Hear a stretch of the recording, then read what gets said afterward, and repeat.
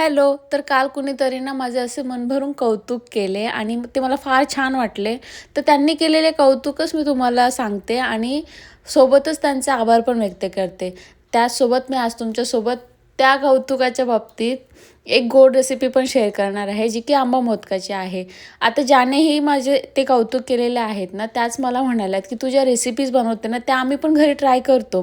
म्हटलं चला आता ही एकदम भारीवाली रेसिपी मी शेअर करते. म्हणजे त्या हेही ट्राय करतील. तर मी भाजी घ्यायला गेली होती. हो भाई, फुल फुल सांसारिक झाली आता मी. भाजी घ्यायला गेली होती आणि त्या समोरच्या ताई पण तिथे भाजी घ्यायला आलेल्या होत्या. तर मी त्यांना म्हटले, की "खूप दिवसातून दिसला तुम्ही." तर त्या म्हणाल्या, की "हो." त्या बोलल्या आणि लगेच त्या असं म्हणायला लागल्या, की "आम्ही तुझे रील रोज बघतो. तू खूप छान रील बनवते. रेसिपीज पण छान बनवते. आम्ही पण त्या रेसिपीज ट्राय करत राहतो आणि तुझं चॅनलही सबस्क्राईब केलेलं आहे." आय वॉज लाईक भाई इतनी खुशी.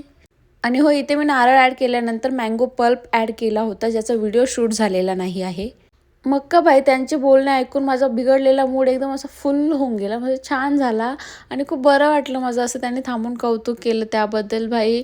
म्हणजे ठीक आहे, आपण अजून आपल्याला तेवढे रीच नाही भेटलेत, बट ठीक आहे, जे जे थोडेफार हजार लोकं बघता आहेत, त्यांपैकी कोणीतरी म्हणजे कौतुक करत आहेत, त्यांना त्या गोष्टी आवडत आहेत. हीच गोष्ट मला फार आवडली आणि अशा लोकांमुळेच मला आणखी सपोर्ट मिळतो ह्या सर्व गोष्टी करण्यासाठी. तो इसी बात की खुशी में ये मोदक बनाए है मँगो फ्लेवर के आणि आय नो त्यांनी जर ही रेसिपी ट्राय केली तर शी विल लव्ह इट. सारण रेडी झाले आहे. मी इथे उकड काढायला घेतली होती. एवढ्या पिठासाठी मी एक पूर्ण मँगोचा पल्प आणि वाटीभर पाणी वापरले होते. तर त्यामध्ये उकड काढायला घेतली. पीठ व्यवस्थित मिक्स करून घेतले. त्यावरती झाकण ठेवून 5 मिनिटं वाफ येण्यासाठी ठेवून दिले. पिठाला वाफ येते आहे तोपर्यंत म्हटलं तुम्हाला सारण दाखवते. हे गुलकंदासारखे दिसणारे सारण अप्रतिम टेस्टी झालेले होते. सोबतच इथे पिठाला पण वाफ आलेली होती. सो मी ते ताटात काढून घेतले आणि ते आता मी व्यवस्थित हाताने मळून मळून घेणार आहे. पूर्णपणे नरम होत नाही तोपर्यंत त्याला मळून घ्यायचं आहे. तुम्ही थोडा पाण्याचा हात किंवा तुपाचा हात पण त्याला लावू शकता. पीठ व्यवस्थित मळून नरम झालेले होते. आता मी त्याचे मोदक बनवायला घेतले होते. आता मी हातावरच मोदक बनवते, जास्त लाटत वगैरे नाही बसत. आणि अशी व्यवस्थित सारण वगैरे भरून त्याची हळूहळू पारी पाडून घ्यायची. ती पारी व्यवस्थित आली म्हणजे भाई तुमचा मोदक डन आहे आणि अशी व्यवस्थित दिसली पाहिजे. कलर खूप सुंदर आला होता. आंब्याने खूप छान कलर दिलेला. मी अजिबात त्यामध्ये कुठलाही आर्टिफिशियल कलर ॲड केलेला नाही. मोदक तर सर्व वळून रेडी झालेले होते. सेटअप पण पूर्ण रेडी होता वाफ देण्यासाठीचा.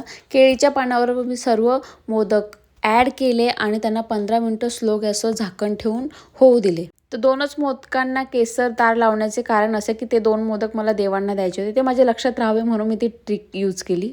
अँड टाडा, you can see the result after 15 minute. खूप जास्त सुगंधी आणि मस्त डिलिशियस झाले होते मोदक. चलो बाय.